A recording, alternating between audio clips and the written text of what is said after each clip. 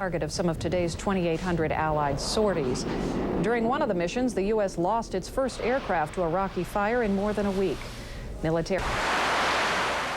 In the 3 weeks that the USS Theodore Roosevelt has been hurling its jets out into combat, 3 of its pilots have gone missing in action.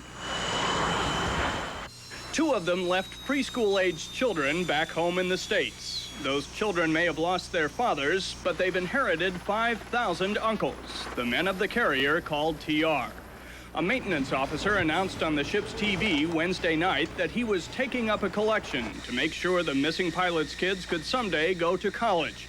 Not 5 minutes later, Tom Hamman says, a third-class petty officer approached him. He walked in and handed me $400 in $20 bills that he'd just gotten out of the automatic telling machine down on the mess decks. They were still warm and they were still stuck together.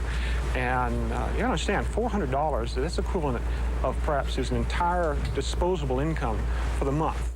In the first 2 days alone, the fund drive has raised some $8,000 from more than 100 sailors. To the men of the TR, the welfare of a shipmate's children is a family matter. And I like to think that if something ever happened to me, that there would be somebody that would step in and try to help fill my place. That spirit of generosity is a comfort to pilots flying off every few days into the kind of danger they never faced in training.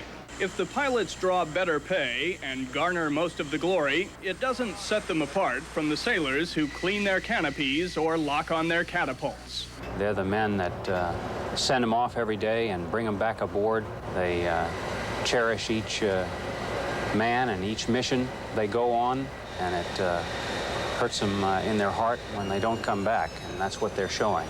We're all in this together. Tom Hamman penned an ode to the missing pilots and called it the Final Debrief. My last flight was not an end, but the next beginning, he wrote. Those who know not the power of my new freedom can only await the call. Fear not, my companions of the air, experience love and live. Should you need me, I will be there as I always have been.